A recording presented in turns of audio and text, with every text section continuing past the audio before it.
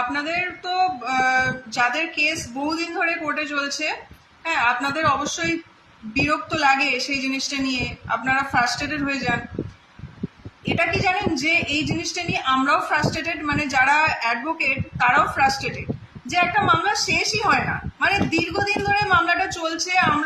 আমাদেরকেও তো ক্লায়েন্টের কাছে জবাবদিহি করতে হয় যে মামলাটা দিদি কি হলো, কেন শেষ হচ্ছে না, কবে শেষ হবে, কবে অর্ডার পাবো।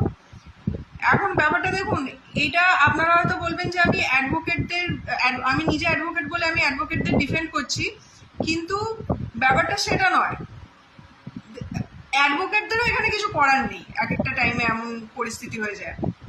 আমাদের তো ভালো যদি একটা মামলা তাড়াতাড়ি শেষ হয়ে যায়। আজকাল দেখুন লোকে কোর্টে আসতে ভয় পায়, ঠিক আছে, যে কোর্টে গেলে বহুত দিন মামলা চলবে, প্রচুর খরচা হয়ে যাবে, এখন কবে মামলা শেষ হবে তার ঠিক নেই। কিন্তু তার জায়গায় যদি এরকম হতো, আপনারা কোর্টে এলেন, হ্যাঁ, 1 মাসের মধ্যে বা 1.5 মাসের মধ্যে আপনারা তার একটা রেজাল্ট পেয়ে গেলেন, হ্যাঁ, তাহলে তো আপনারা ছোটখাটো বিষয় যেগুলো ছেড়ে দেন, হ্যাঁ, যেগুলো মেনে নেন, অ্যাডজাস্ট করে নেন, হ্যাঁ, সেগুলোর ক্ষেত্রেও আপনারা কোর্টে আসতেন, আমাদের কাছে আসতেন, তাহলে তো আমাদের ইনকাম আরও বাড়তো, তাই না? তো আমরা কি চাইবো না যে একটা মামলা তাড়াতাড়ি শেষ হয়ে যাক, কোর্টের প্রসেসটা ভালোভাবে চলুক?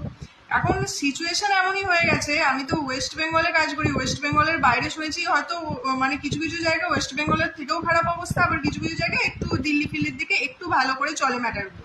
দিল্লি, ব্যাঙ্গালোর ট্যাঙ্গালোরে একটু আধটু লোয়ার কোর্টে ভালোভাবে চলে। কিন্তু ওয়েস্ট বেঙ্গলের যে পরিস্থিতিটা আমি দেখতে পাচ্ছি, মামলা তো এগোয় না কেন? কারণ হচ্ছে এই এত ছুটি, ঠিক আছে, আপনি দেখবেন যে আপনার মামলার যে ডেটটা পড়েছে সেই ডেটেই হয়তো কোনো সরকারি হলিডে পড়ে গেল। যদি ন্যাশনাল হলিডে থাকে তো সেই ডেটে তো ডেট পড়ে না, কিন্তু হয়তো কোনো মানে এমন কোনো রথের ছুটি পড়ে গেল, জামাই ষষ্ঠীর ছুটি পড়ে গেল, মানে স্টেট একটা হলিডে ঘোষণা করে দিল, তখন আর আপনার মামলা হবে না। এবারে কোনো কোর্টের সিনিয়র অ্যাডভোকেট মারা গেছে, তার জন্য কোর্ট বন্ধ।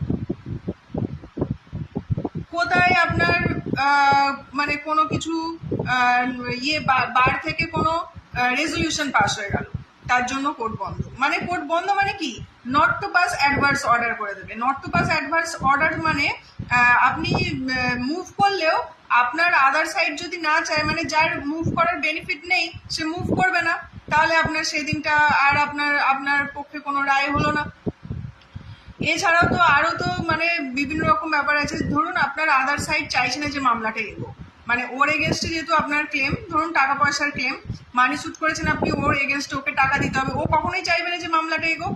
ও এবার কি করবে, টাইম নেবে, আজকে আমার শরীর খারাপ, আজকে উকিলের শরীর